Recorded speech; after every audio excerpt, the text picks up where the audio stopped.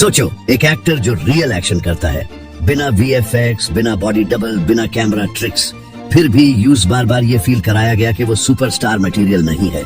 और आज वही एक्टर हॉलीवुड की स्ट्रीट फाइटर जैसी ग्लोबल बिगेस्ट मूवी का हिस्सा है। ये कहानी सिर्फ विद्युत जामवाल की नहीं है, ये कहानी है उस सिस्टम की जो रियल टैलेंट को पहचानने में अक्सर फेल हो जाता है। विद्युत जामवाल बॉलीवुड के लिए एक अजीब केस था। न कोई फिल्मी सरनेम, न कोई गॉडफादर, न कोई पावरफुल पीआर टीम। उसकी ट्रेनिंग फिल्म स्कूल से नहीं आई थी, बल्कि जिंदगी से आई थी। आर्मी बैकग्राउंड, टफ डिसिप्लिन और कलारीपयट्टू जैसी दुनिया की सबसे पुरानी और खतरनाक मार्शल आर्ट। विद्युत ने एक्शन सीखा नहीं था, उसने एक्शन जिया था। लेकिन बॉलीवुड को यह चीज कभी कंफर्टेबल नहीं लगी। बॉलीवुड का एक्शन अक्सर सेफ होता है, green screen, wires, slow motion और बॉडी डबल्स। विद्युत का एक्शन डेंजरस था, रियल था, पेनफुल था। जब कमांडो रिलीज हुई, ऑडियंस ने महसूस किया कि फाइनली एक रियल एक्शन हीरो मिला है। लेकिन इंडस्ट्री ने इस एक्साइटमेंट को कभी सीरियसली नहीं लिया। न अवार्ड्स मिले, न बिग बैनर्स का सपोर्ट, न मीडिया ने उसे उठाकर सुपरस्टार बनाया। क्यों? क्योंकि रियल टैलेंट अक्सर सिस्टम के लिए थ्रेट होता है। बॉलीवुड किसी को एक दिन में रिजेक्ट नहीं करता, ये प्रोसेस होता है। धीरे धीरे इग्नोर करना। पहले बिग प्रोजेक्ट से निकाल दिया जाता है, फिर मार्केटिंग कम हो जाती है, फिर मीडिया साइलेंस आ जाती है। विद्युत के साथ भी यही हुआ। उसे एक्शन हीरो का टैग देकर एक बॉक्स में बैंड कर दिया गया ताकि वो उस लाइन से आगे न बढ़ सके।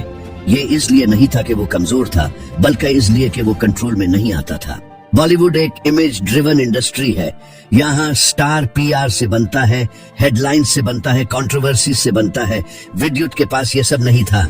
वो लाउड नहीं था, वो इंटरव्यूज में रोना धोना नहीं करता था, वो सिस्टम को गालियां नहीं देता था, वो बस काम करता था। और यहाँ का सिस्टम साइलेंस को अक्सर कमजोरी समझ लेता है।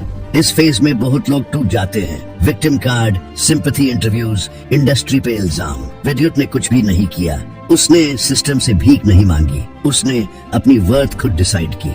और शायद यही बात बॉलीवुड को सबसे ज्यादा अनकंफर्टेबल करती है, क्योंकि जो अपनी लाइन खुद लिखता है वो आसानी से कंट्रोल नहीं होता। फिर कहानी ने एक साइलेंट टर्न लिया। हॉलीवुड एक ऐसी जगह जहां सरनेम नहीं, लॉबी नहीं, पीआर नहीं, सिर्फ कैपेबिलिटी देखी जाती है। स्ट्रीट फाइटर जैसी इंटरनेशनल फ्रेंचाइज में विद्युत जामवाल का होना कोई एक्सीडेंट नहीं था। ये उस स्किल का रिजल्ट था जो सालों से इग्नोर होती रही। जहां बॉलीवुड ने सवाल उठाए, वहां हॉलीवुड ने सिर्फ एक सवाल पूछा, can you do it? Street fighter सिर्फ एक रोल नहीं है, ये वैलिडेशन है।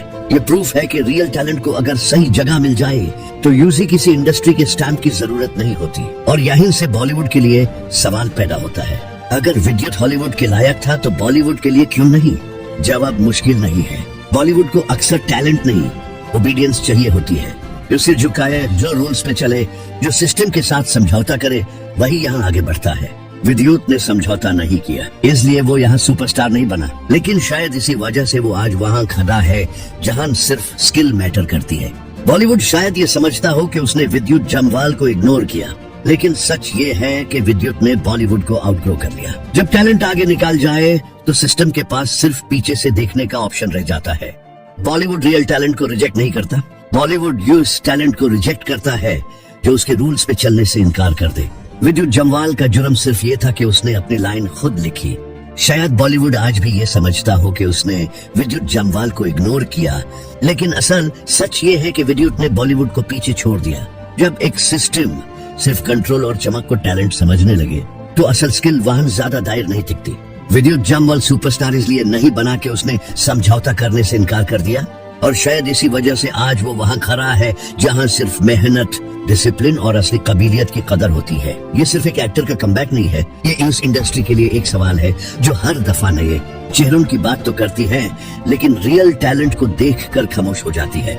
आज हेडलाइन विद्युत जामवाल है, कल कोई और होगा, लेकिन जब तक सिस्टम नहीं बदलेगा तब तक रियल टैलेंट को अपनी पहचान के लिए बॉलीवुड से बाहर ही जाना पड़ेगा।